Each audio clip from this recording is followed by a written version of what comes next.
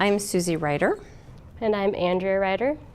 And 16 years ago, our lives changed drastically for our family when Andrea was diagnosed with cystic fibrosis.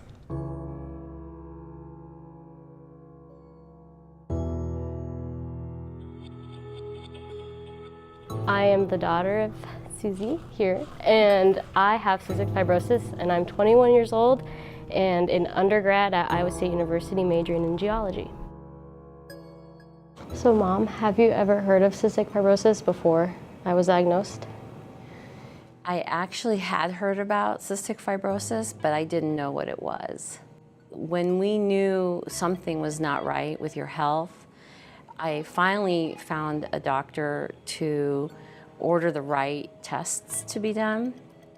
And the day that they called and left a message for me to return the call saying the tests were back, I called the nurse and I told her I was returning the call, and the doctor was on the phone within seconds, and I knew instantly that something was wrong.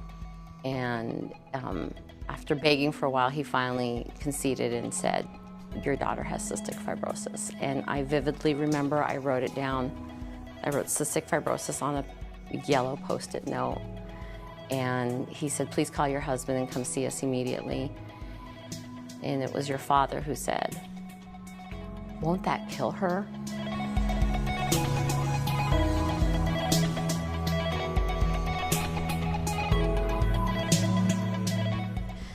So do you remember when you finally understood what cystic fibrosis was and what it meant to have CF? Kind of, because I was still very young and I thought it was normal what I was doing, like all the treatments and all the pills taken. I was like, oh, every kid does this. It wasn't until like reading that book you got me called Taking Cystic Fibrosis to School, when at the back of the book they had a question and answers, and I was in 3rd grade reading it, and that's when it asked the life expectancy and if it was fatal. And I just remember reading the number 37, and yes, it is.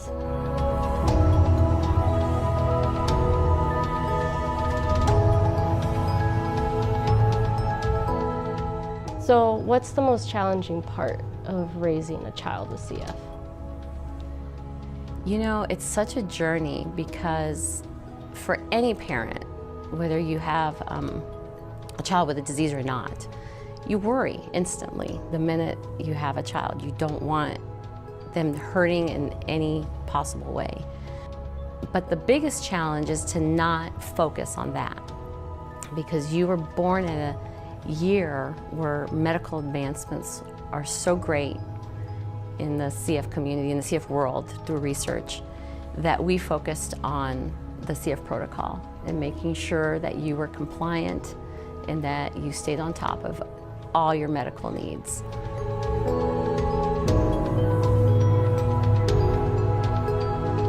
So now you're an adult, you're 21.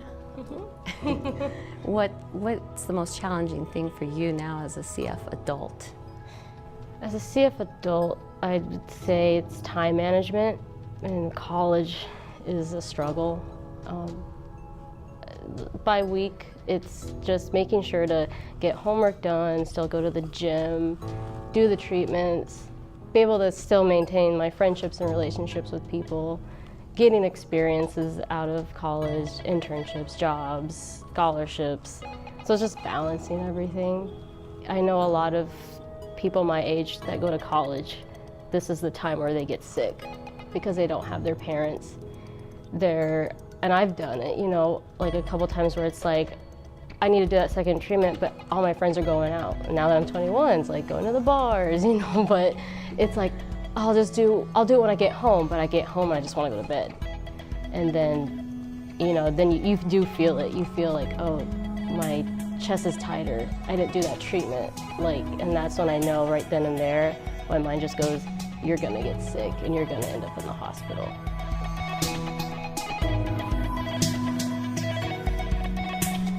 What are some major differences from when I was first diagnosed with CF to now, today? Well, when you were first diagnosed, The hardest thing we heard was that life expectancy was 24. 16 and a half years later, life expectancy has almost doubled because it's in the early 40s. And that has been made possible through people who support the Cystic Fibrosis Foundation. Due to the support, the financial support that we've been given, you are taking miracle drugs like Orkambi that actually help you at the cellular level. So something I once thought was science fiction, today is science fact.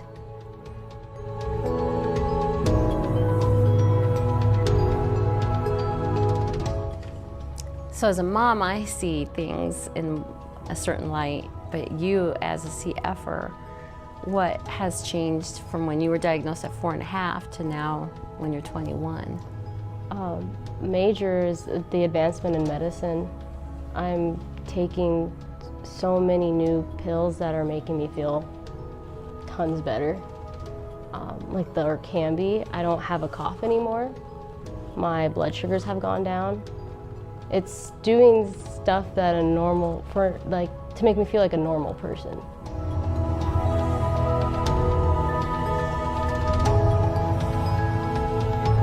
So what are your hopes for my future? The same hopes every parent has for their child, to live a happy, healthy, long life.